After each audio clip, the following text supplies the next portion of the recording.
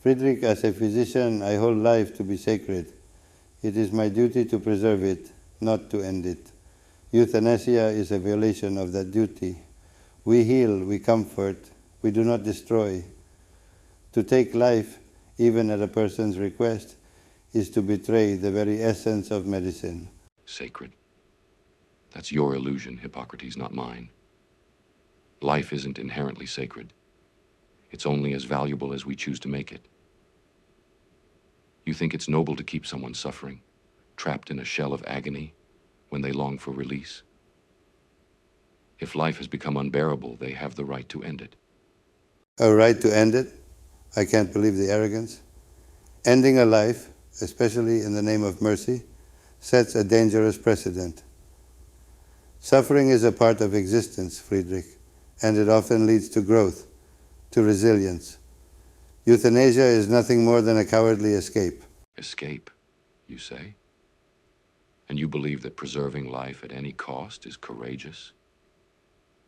True courage lies in taking control of one's fate, in deciding when and how to depart with dignity, rather than clinging to a life stripped of meaning by pain. Dignity is in enduring life, not fleeing from it. You talk of power, Friedrich, but what strength is there in giving up? Physicians should help people find meaning in life, even in suffering, not abandon them to a quick, false solution. Your view is selfish, void of any sense of duty or compassion. Duty? Compassion? Spare me. Compassion without respect for individual will is nothing but paternalism. By denying someone the right to end their suffering, you're not being compassionate. You're being tyrannical, imposing your moral code on others. True compassion is respecting a person's choice, even when it makes us uncomfortable.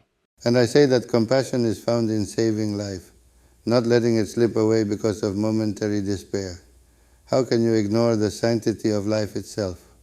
Once we start playing God, deciding who should live or die, what does that make us? It makes us honest, Hippocrates, not cowards hiding behind outdated ideals.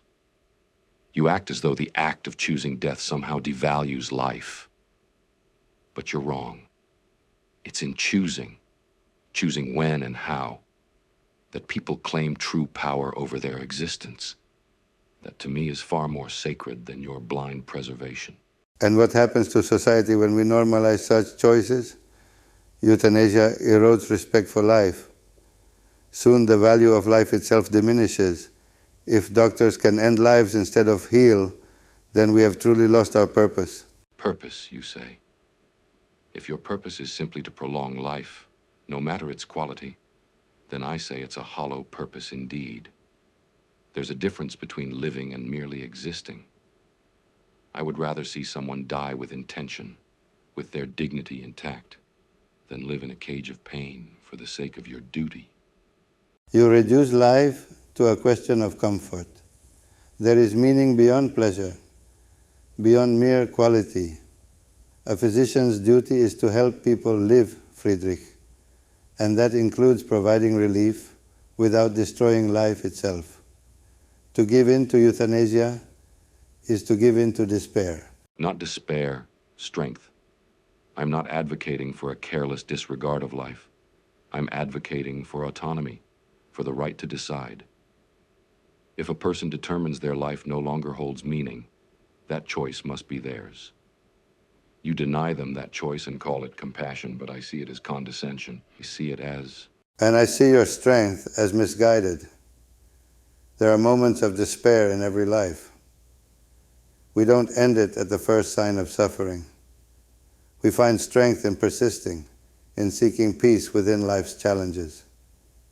Euthanasia reduces life to a single moment of anguish, casting aside every other possibility. There. No, Hippocrates. It acknowledges reality. There are limits to endurance, to medicine. Your healing sometimes prolongs suffering far worse than death itself. If life is a prison, release is not weakness. Refusing release, that is cruelty. You call it cruelty, I call it integrity. Medicine exists to protect life, to resist death where we can. If we surrender that mission, if we begin choosing death, we are no longer healers, we are destroyers. Then destroyers we must be, if it means respecting human will. Death is not the enemy. It's a part of life. And to deny a person the right to meet it on their own terms is to rob them of their final freedom.